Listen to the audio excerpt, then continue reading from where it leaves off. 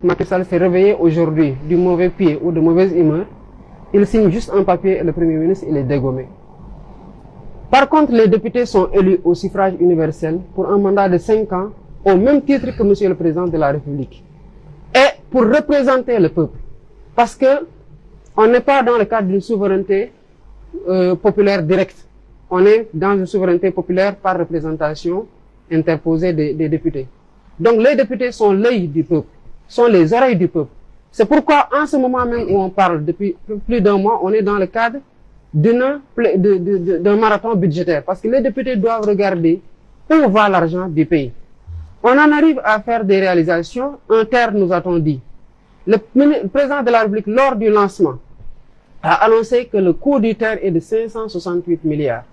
Sonko, il parle de 1200 milliards. Le ministre délégué chargé du réseau ferroviaire Abdou Ndéné Sall a clamé urbi et orbi partout les mêmes chiffres. Nous ne sommes pas les officiels, c'est eux le gouvernement. Devant l'Assemblée nationale, devant le peuple, on les a interpellés directement pour leur dire que le montant que vous avez annoncé, vous, en tant que gouvernement, en induisant dans la même trajectoire de montant, Monsieur le Président de la République, est un montant qui ne correspond pas à la réalité des chiffres. Et nous avons les moyens de le prouver. Est-ce que vous avez entendu un démenti de la part du Premier ministre? Non. Ce qu'il a dit, c'est que oui, je vous invite autour d'un café. Nous, on ne va pas autour d'un café.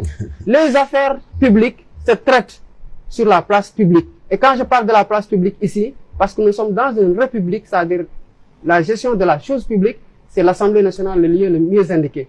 S'ils ne respectent pas le peuple, s'ils ne respectent pas la représentation nationale au point d'esquiver des questions cruciales, parce que c'est une dette énorme qui engage des générations et des générations.